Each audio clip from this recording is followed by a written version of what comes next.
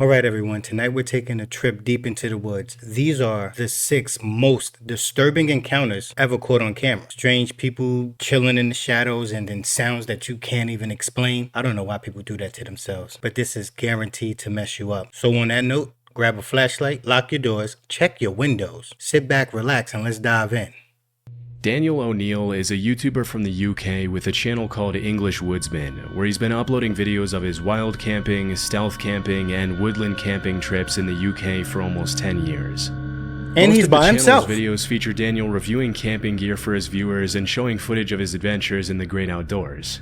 For the most part, they're pretty tame, but in August 2023, he uploaded a video of his camping trip in the woodlands close to his home, and the footage is pretty disturbing. The first part of the video pretty much just shows Daniel walking through the woods and talking to his subscribers, eating berries and pointing out the sights on the way to the berries campsite. off the trees, which means this guy is very knowledgeable of the woods. Because I wouldn't know which berries are good or poison unless I Googled it.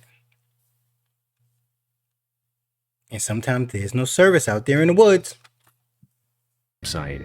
At several points along the way, he pauses to mention the footprints and garbage he sees lying on the trail, indicating other people had been there in the last few days.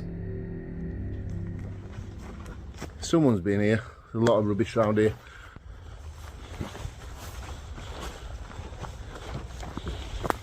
Yeah, look at the state of this.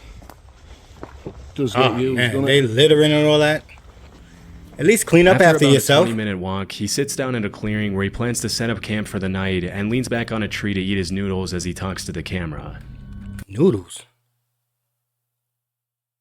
Chili fire. Extreme. Where did he get those from? I know about the ramens. They be hitting too when you put some hot sauce in them. Fire! It's not until around 25 minutes into the video that things start to get seriously disturbing for Daniel. I'm going to be out Friday night, but I'm going away Saturday, so I've got a bit of a drive as well, so I didn't want to be tired, and it's going to throw it down Friday night as well. It's going to throw it down. Rain camping is really good. Wait, what the heck is that?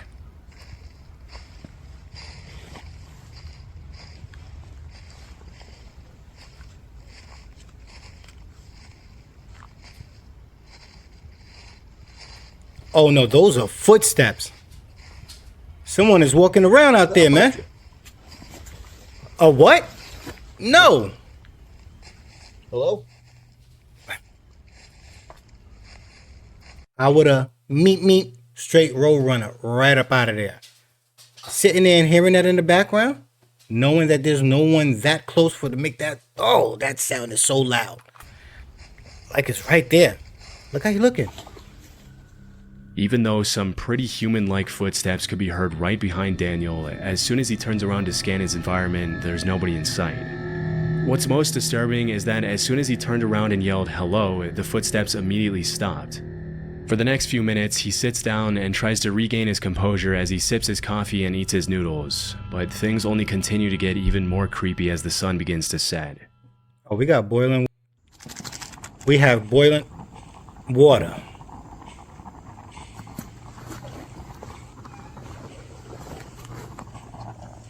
I know that's right. Protect yourself. There's that noise again now. That 190 is serious. Hello?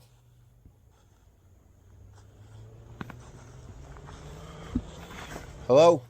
It's me. You got to better hear that. Oh, I hear it. There's nobody here. About 40 minutes into the video, the footstep noises can be heard again, and this time it sounds like they're getting closer to Daniel. By this point, most people would have hightailed it out of there without any hesitation, but Daniel decides to sit back down to finish his dinner as he tries to calm his nerves for the second time. Amazingly, a few minutes later, it almost seems like he completely forgets about the footsteps and manages to think about less disturbing things. I do not know how. Honestly, pretty impressive. I don't know how he did it. As darkness sets in, the eerie footsteps start up again. Wait, my man is just laying down in a tent. I mean, a sleeping bag. Where's the tent? Put something in between you and them footsteps. Your brother is brave. I'm going to be honest. I can't stay here now. I know that's be a right. wimp. I don't care if people call me a wimp in Don't the blame you. But You are not at all a wimp. You are smart. You're not scared. You're smart. Get up out of I there. can't stay here. I'm too unsettled. I'm unsettled I'm for you. nervous. I've done Nervous for camping you like this too. loads of times. I think I'm going to go find somewhere else to get this bivvy set up. But I'm leaving this spot.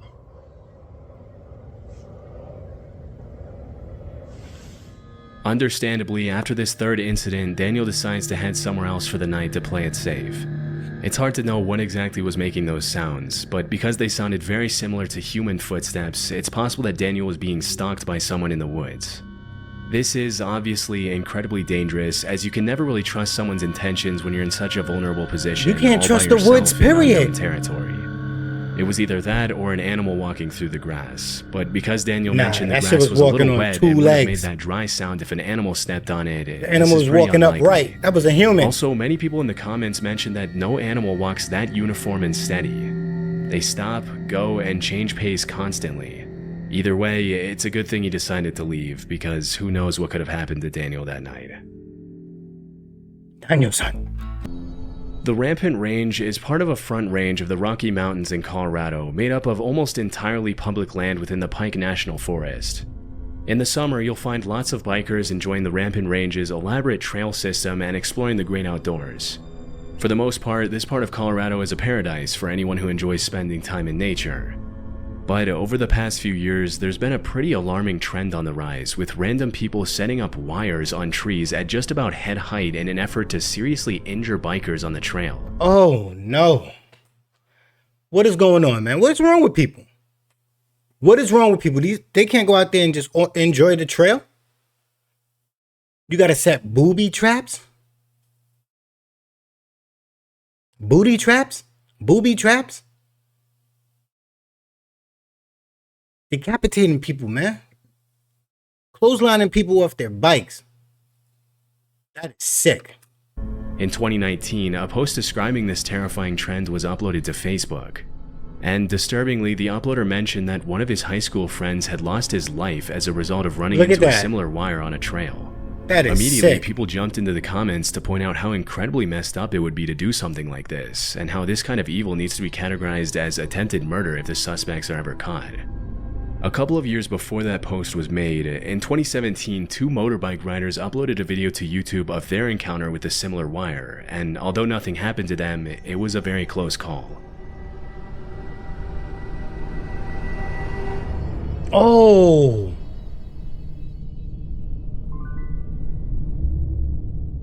Oh, shoot, man.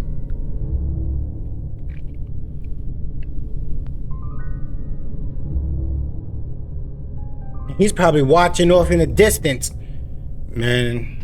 When Or these she. wires are set up off-trail, it can be hard to tell whether they were placed there out of malice or if a random camper or farmer placed the wires there to hang up clothes or something similar. Then you would take him But down. in cases like these where the If it was a farmer that put him up to hang up clothes, he would have took him down with the bikers in mind.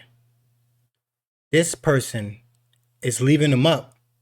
He's probably somewhere in one of those trees with binoculars, trying to see if his plan prevails. wires are It's specifically placed on the trail, there's really only one reason people would do that, and that's to bring serious harm to bikers for Hell some yeah. reason. Possibly they're annoyed with the constant loud sound of the bikes near their property or something else. But hopefully more measures can be taken in the future to prevent more people from getting hurt, especially because it's not uncommon to hear about motorbikers and snowmobilers losing their lives over this kind of stuff.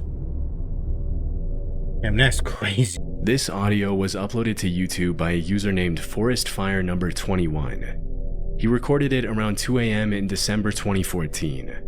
The uploader lives in a forest, and he mentioned that the noises in the audio were coming from deep in the woods behind his house.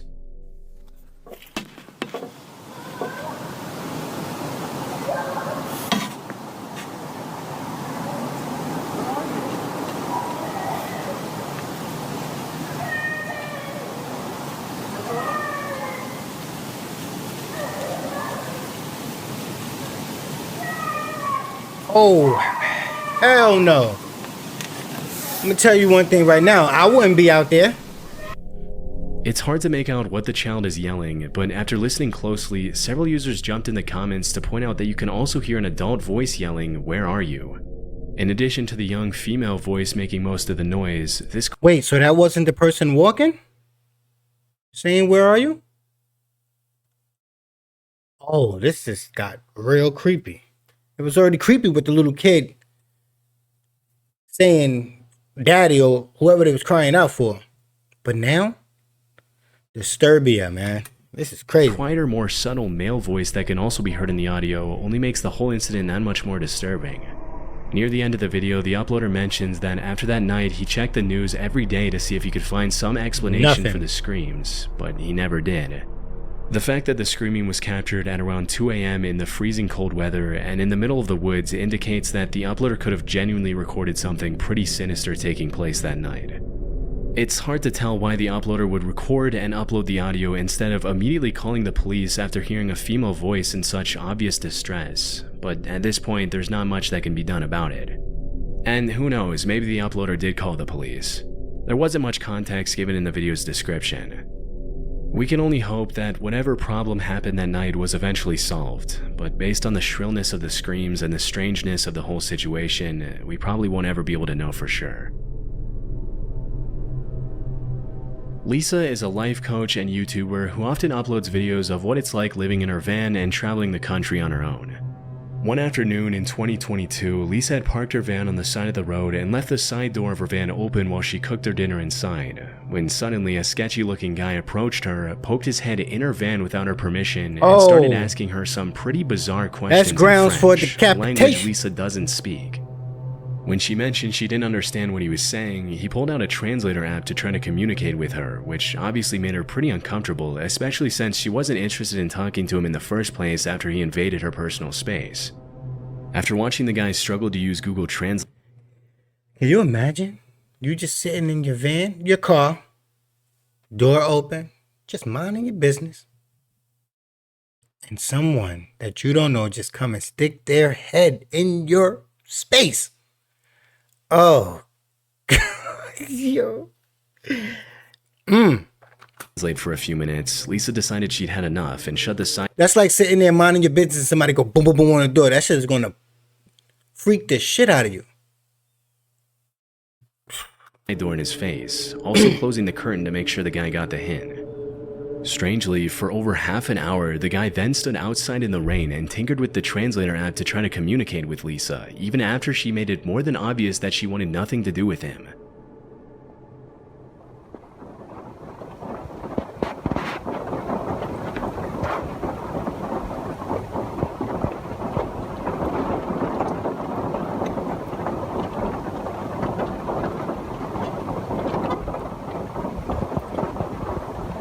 He just moved even closer so that I can't move out and so that I can't go forward. Damn.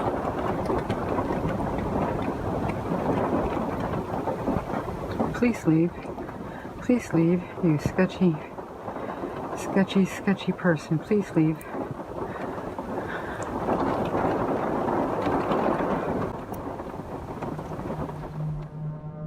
With a very shady demeanor, the man snuck into the bushes and pretty much just stalked Lisa from a distance, as if he thought she couldn't see him. As the sun began to set, Lisa kept an eye on the guy outside to make sure he didn't try to get close to her again, but the man just kept on bringing his car closer to her van and blocking her exit in different ways for more than half an hour. This guy is really starting to freak me out. It's been like a half an hour and he just keeps on moving his vehicle so he can see in my van here. And anyways, That is a creepy mofo, man. 7 p.m. Straight creep shit. Fortunately, just as darkness had begun to set in, a family in an RV pulled up right behind Lisa and spent the night in the same parking lot as her, which comforted her enough to stay there the entire evening. Disturbingly, the guy left soon after the other family arrived, but came back about 3 hours later in the dead of night to check if Lisa was still there. When he saw the other family in the RV was also still in the parking lot, he left and didn't come back. The next morning, Lisa left He had some early cruel and never saw the guy intentions. again. It's hard to tell what the guy's exact intentions were, but based on his overall sketchy demeanor and questionable behavior, Weren't it couldn't good. have been anything good. The one thing we can be sure about is that it's a good thing the other family in the RV arrived at the parking lot when they did. Otherwise, who knows what the man would have done to Lisa.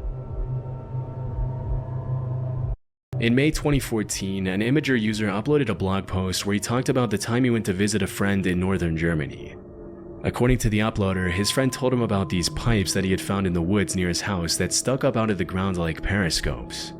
Apparently, his friend and his siblings played near the pipes as kids and knew that there were bunkers hidden below them, but their parents never allowed them to get near them out of concern for their safety.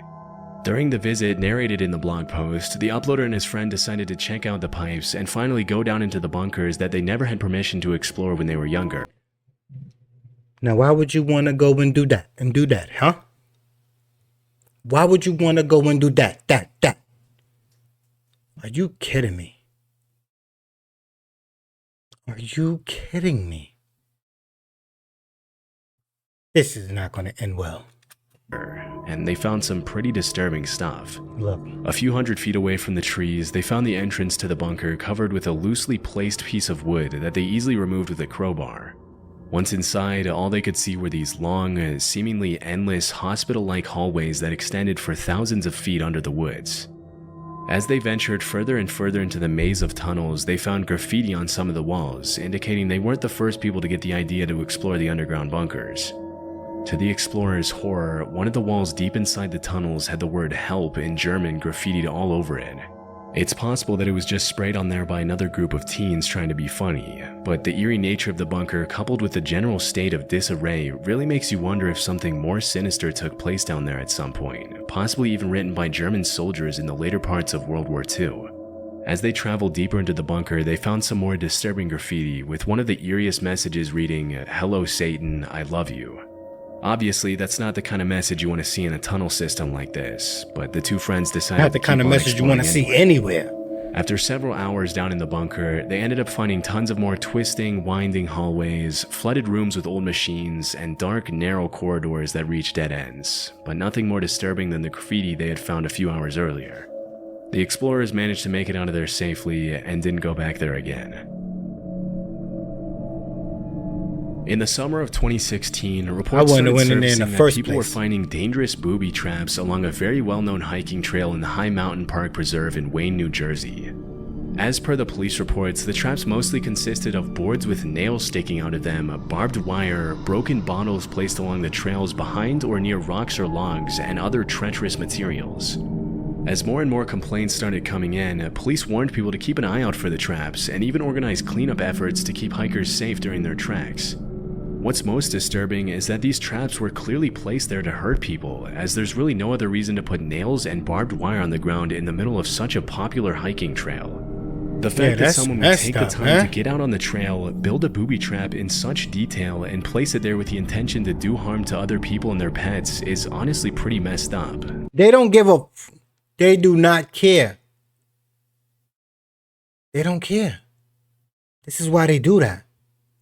And like I said, they might be sitting their ass off in the woods somewhere, watching their trap to see who is going to step on it, stumble upon, fall. So they can have a good laugh about it. Man, that's fucked up.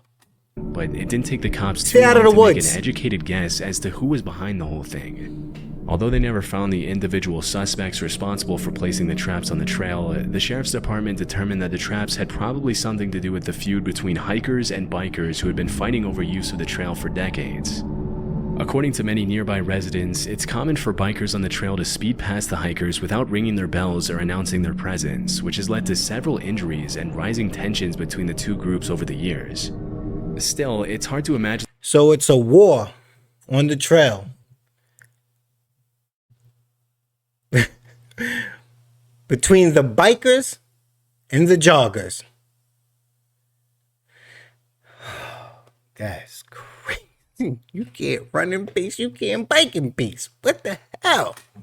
That someone would take the issue to the point of trying to harm an entire group of people so maliciously with such brutal methods. Fortunately, no one was hurt as a result of the traps, but the suspects responsible were never found.